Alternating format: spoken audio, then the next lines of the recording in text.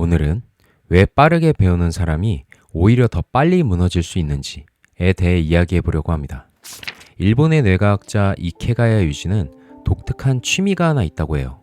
시간이 날 때마다 인간의 뇌와 비슷한 구조를 가진 AI에게 무언가를 학습시키는 거죠. 그런데 이 AI에게 글자 하나를 알려주는 것도 은근 복잡하다고 해요.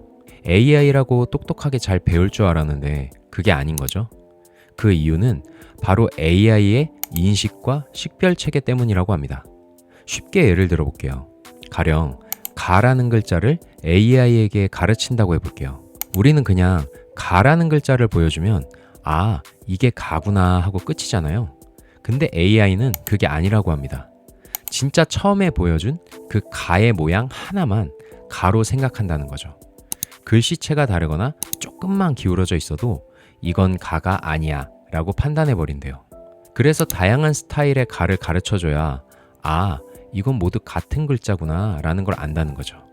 그뿐만이 아니라 나, 다와 같이 가가 아닌 다른 글자도 함께 학습시켜야 된다고 해요.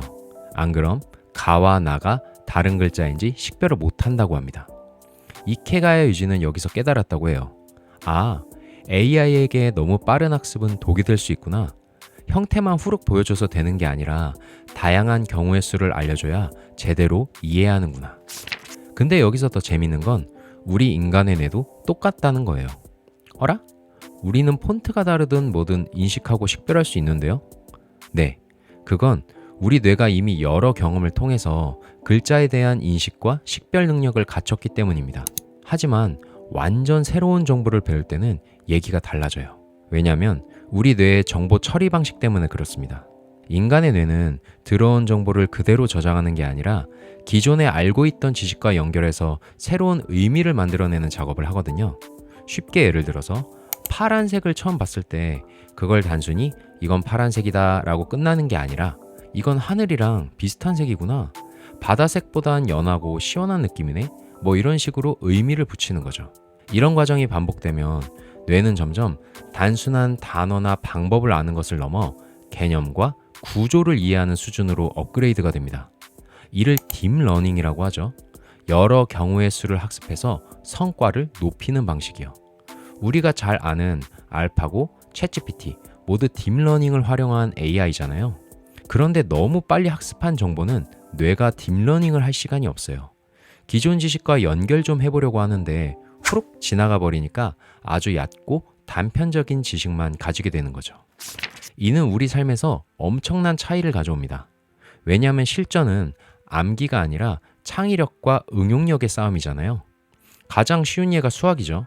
처음엔 공식 몇 개만 달달 외워도 풀 수 있지만 점점 난이도가 올라갈수록 공식만으론 해결이 안 되잖아요. 창의력과 응용력이 있어야 비로소 문제를 풀 수 있죠. 그래서 정승재 쌤이 TV에 나와서 한 문제를 수많은 풀이 과정으로 풀어봐야 한다 이렇게 말씀하시잖아요. 회사도 마찬가지인 것 같아요. 신입사원일 땐 일이 간단하니까 업무 매뉴얼만 잘 봐도 성과를 낼 수 있죠. 하지만 시간이 지나고 직급이 오르면 업무 이해도가 깊은 사람만이 훨씬 높은 성과를 내고 살아남잖아요. 다시 본론으로 돌아오면 빠르게 배우는 사람일수록 깊이를 건너뛸 가능성이 높다는 거예요. 그럼 초반에는 먹힐지언정 금방 미천이 드러나게 되는 거죠. 그럼 일단 빠르게 배우고 나중에 보완하면 되잖아. 근데 겪어보신 분들은 아시겠지만 그게 쉽지 않습니다. 앞서 말씀드렸듯 애초에 뇌가 그렇게 작동하지도 않죠. 뇌는 빨리라는 단어 자체에 적합한 기관이 아니니까요. 그리고 초반에 빠르게 치고 나가다가 벽에 부딪히면 생각보다 다시 일어서기가 쉽지 않습니다. 이는 우리의 본능 때문에 그런데요.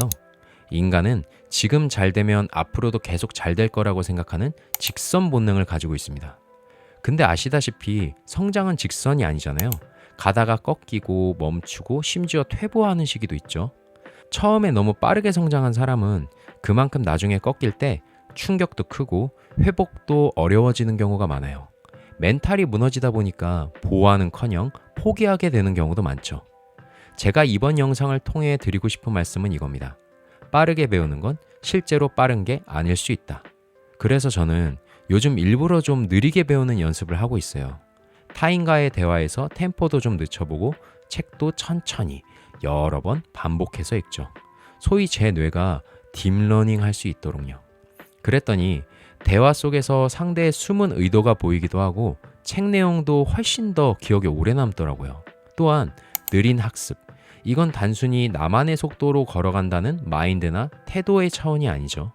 과학적으로도 인간의 뇌는 이렇게 깊고 느리게 학습하는 방식에 최적화되어 있으니까요.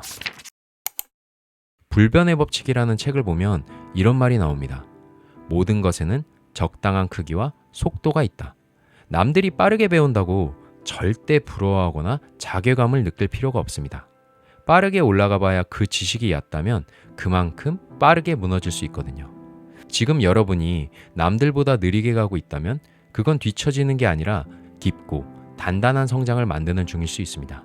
마지막으로 수도사이자 신학자였던 토머스 머튼의 말을 전하며 마무리하겠습니다. 기막힌 진전을 이루었더라도 그것을 수용하고 화합하는 방법을 모른다면 아무 쓸모가 없다. 오늘의 영상은 여기까지입니다. 영상이 마음에 드셨다면 좋아요, 구독, 알림 설정 부탁드립니다. 감사합니다. 깨달음맨입니다.